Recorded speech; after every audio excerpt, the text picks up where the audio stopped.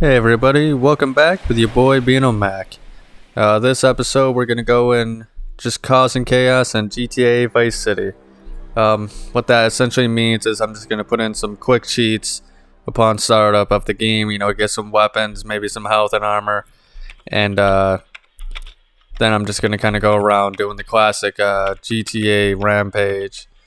I was gonna call it just a rampage, but obviously they actually do have these little rampage missions in the Vice City game, so I didn't want to confuse people, cause false advertising. We're also going to go over the intro too, because these intros, I just love them.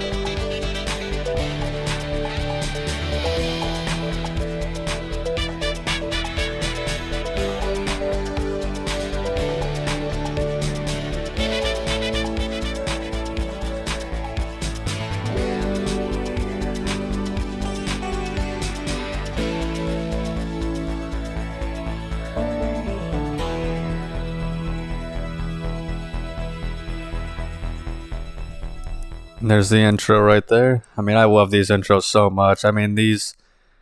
These games, they capture the vibe so damn well of their time periods. Vice City with the 80s. That's why it's definitely my favorite GTA by far. It's the only one I've actually completed up to this point, if I'm being honest.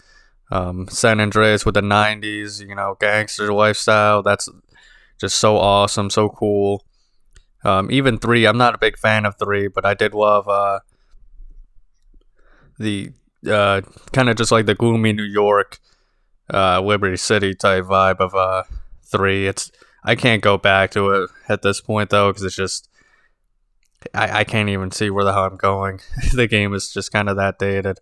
I am playing the original PS2 ones, as you can tell. I love this artwork as well. This is just so nostalgic in that sense. That's just some of the greatest game artwork I've ever seen. But I just kind of skipped to the hotel. I'm gonna put on the cheats, and then we're gonna go causing some chaos. But these games are just so awesome, in my opinion. These are the peak GTA games, in my opinion, where the most casual people can just sit back and enjoy. And this was kind of like the most fun for me as a kid, anyway. Was just getting weapons, going around and causing, ruckus, for lack of a better word. The Ocean View Hotel, good lord, all these, it just puts me with so much nostalgia. I'm kind of a little bit of an 80s guy. I'm not going to say I'm a fanatic or anything goofy like that. My god, look at all those police officers. There's 3 of them spawning. That's crazy. Thought that guy was coming right at me. I thought he was going to get me. That was a good shot. Trust me, I'm not the best at this game, as you're about to see. Yeah, it's taken me like 20 minutes just to line up this shot. I got him though, eventually. But the characters in Vice City I kind of fell in love with. I love the asset missions even. Even the bad missions I eventually completed. I think I've gotten 100% in this game.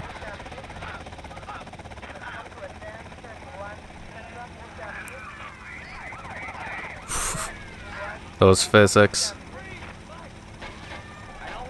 You can tell there was just so much love and care crafted into these.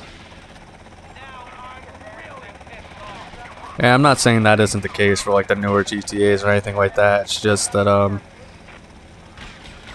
don't know, it's just not the same.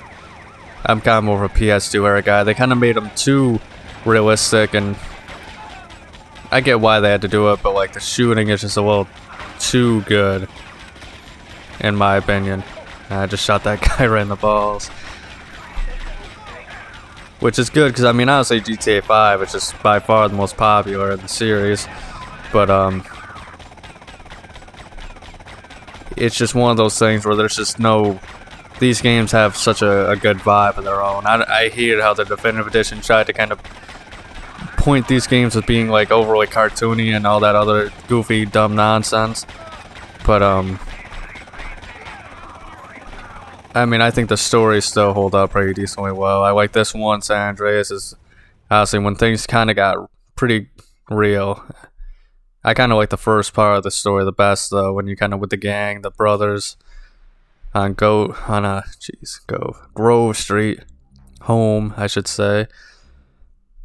But yeah, I tried to change the see if I could figure out the like sensitivity for the gun, because going from the Definitive Edition to the regular PS2 edition, it was a little bit of a... It was a lot crazier than I thought. There are definitely some quality of life improvements in the Definitive Edition. Mostly being able to just replay a mission at any point. Yeah, look at all these police that are spawning. It's Vice City, I know, was notorious for this. You couldn't do anything without police spawning. And the soundtrack, I mean, there's so many songs I have on a playlist from this game, whether it's, you know, Laura Branigan, Billie Jean, Wang Chung, obviously all the V-Rock songs. Unfortunately, obviously we won't be able to really play any of those, though. I'll probably just have it on the Vice City public radio the whole time if I can, which I also loved. I mean, even just going and listening to those tacky commercials that are so iconic for me, you know, I forget exactly who it is, but it's like I remember they even made like a parody of Sylvester Stallone, I believe, and you know, I think he comes back in San Andreas as a guy who still thinks he's into like the war or something like that, and accidentally shoots the interviewer and kills him. I know, like, it's some like parody, like all the parodies of this is just so great. You know, from the action movies, the mafia movies. I mean, once again, I mean, there was just so much love and passion crafted into these games. They were definitely, I've said it like 5 times already, they were definitely vibes. Hopefully they don't mess up like Vice City and GTA 6 or anything like that, but I mean, it is hard to imagine Florida without you know, all these beautiful whites, neon, all that crazy stuff. I think they could do it fine if they just kind of do a modern Florida thing, but I'm always going to be thinking of Vice City when I think of, well, Vice City. You know, this game is what I mean to say. I haven't played Vice City Stories very long, so I do intend to play that for this channel as well.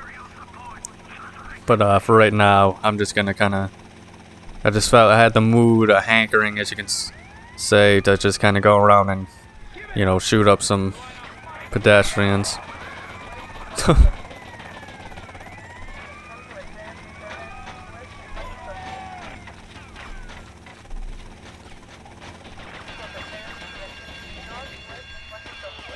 Apparently that the Store Clerks are based off of someone high up from Rockstar. I'm not the biggest historian, but I've definitely seen a lot of fact videos and stuff on that,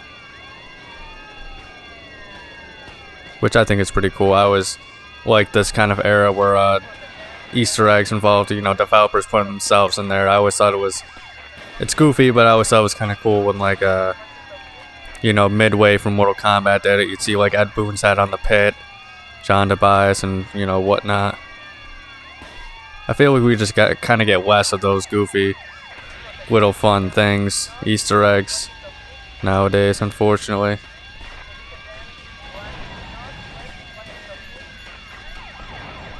But I don't know. I think the PS2 era was definitely the best in my opinion. GameCube was great as well. I feel like they could put out some crazy titles, but also, you know, experiment a lot more. The characters in this game, I think, are also so fantastic. I mean, I love Vance. I love the way everybody looks. I mean, it's such, you know, Diaz, of course, I think is hilarious. Avery Carrington, it kind of always upset me how, you know, he was straight after this game. He just came back in Liberty City Stories and didn't have any voice lines. He just kind of died and was a frail old man, essentially, like that. But he was so cool in this game with Burt Reynolds. But I think it was Burt Reynolds. This game in particular with its celebrities. Rockstar, they hired him on, and they were all kind of assholes. Like Ray Liotta, I believe that's how you pronounce it, voiced Tommy Vercetti in this game. He did such a great job, but apparently he was just such a huge asshole. If you don't know, he was in a lot of big mafia movies. I believe Goodfellas was one of them at the time. And then Burt Reynolds, apparently he was kind of just an asshole. Unfortunately, that's just kind of how some celebrities are. They did come back. Not Burt Reynolds, but some more came back later on. Alright, that's going to do it for today's video. Remember to like, comment, and subscribe.